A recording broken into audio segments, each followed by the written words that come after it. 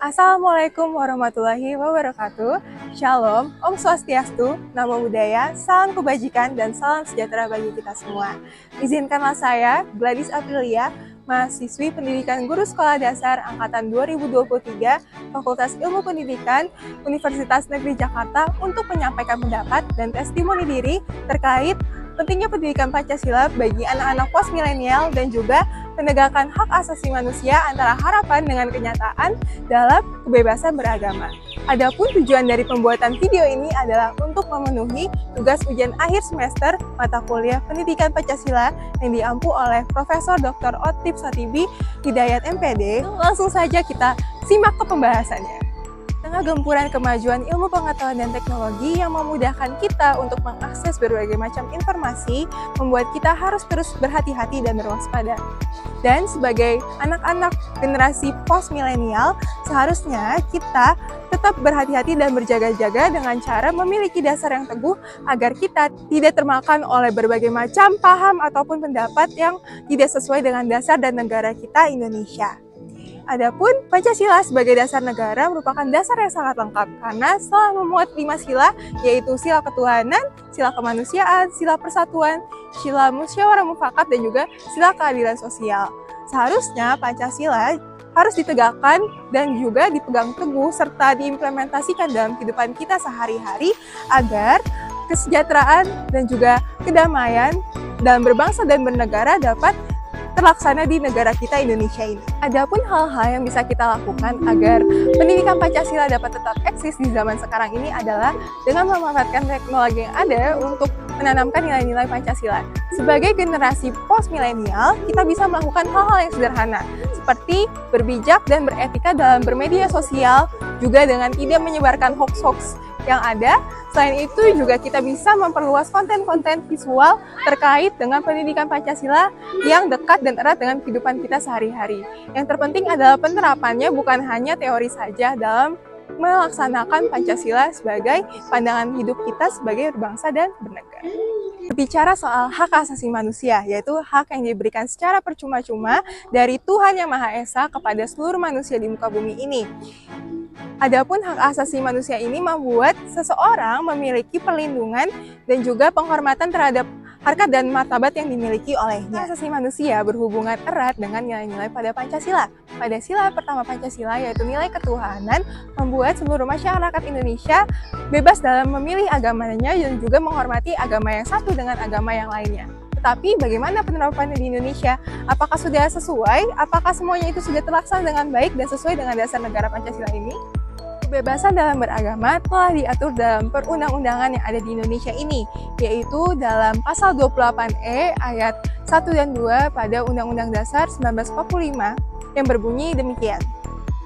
Kemudian pada Undang-Undang HAM pasal yang ke-22 yang berbunyi demikian. Dengan adanya peraturan perundang-undangan tersebut, maka jelaslah bahwa setiap masyarakat di Indonesia ini bebas untuk memeluk agama yang diinginkannya masing-masing. Kita tahu bahwa di negara Indonesia ini diakui 6 agama, yaitu agama Islam, Kristen, Katolik, Hindu, Buddha, dan juga Konghucu. Dari keberagaman agama yang ada, seharusnya kita memiliki toleransi yang tinggi agar tercipta keindahan di antara kita semua.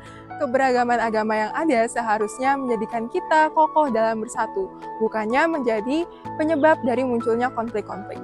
Pada kenyataannya, sikap intoleransi masih mendominasi dibandingkan sikap toleransi.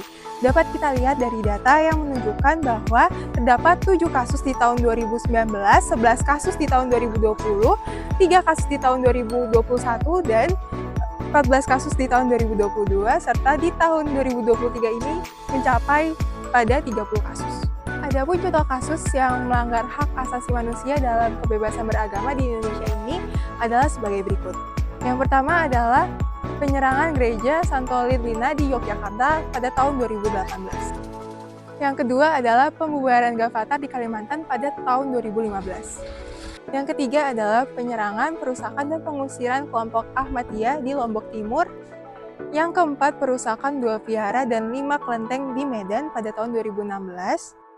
Dan yang kelima, yang terakhir, yaitu kasus yang baru-baru ini terjadi di bulan Agustus tahun ini, yaitu pembubaran peribadahan umat Kristen. Di terjadinya pelanggaran hak asasi manusia dalam kebebasan beragama tentu saja dipengaruhi oleh faktor penyebabnya, yaitu pembangunan rumah ibadah tanpa izin, kemudian perbedaan agama di kawasan mayoritas agama lain.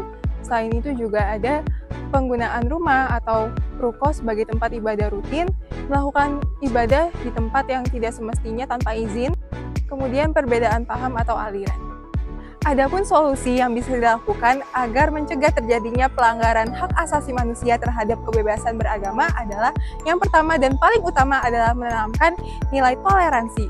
Cara yang dapat dilakukan adalah dengan tidak memaksakan ajaran agama sendiri dengan ajaran agama lain, kemudian saling menghargai dan menghormati, menjaga tali silaturahmi antara agama yang satu dengan agama yang lain, berbuat baik kepada semua orang, serta memahami ajaran agama lain. Kemudian yang kedua adalah pemberian izin kepada pembangunan rumah ibadah. Dalam hal ini, dengan memberikan izin, maka dengan nyaman dan aman, suatu umat beragama bisa beribadah dengan layak tanpa adanya gangguan dari luar. Kemudian yang ketiga, yang terakhir adalah memahami ajaran agama lain. Dalam hal ini, memahami ajaran agama lain bukanlah berarti ikut mempercayai ajaran tersebut, tetapi dengan kita memahami, kita dapat mengerti sehingga kita bisa lebih menghargai dan menghormati ajaran suatu agama. Baik, itu adalah pembahasan terkait pendapat dan testimoni diri yang saya sampaikan. Saya menyadari bahwa masih banyak kekurangan, untuk itu saran saya terima dengan lapang dada. Sekian dari saya, untuk kurang dan lebihnya mohon maaf. Semoga apa yang saya sampaikan boleh dapat menjadi pandangan baru pada diri kita sendiri terhadap kebebasan beragama di negara Indonesia ini. Sekian, terima kasih.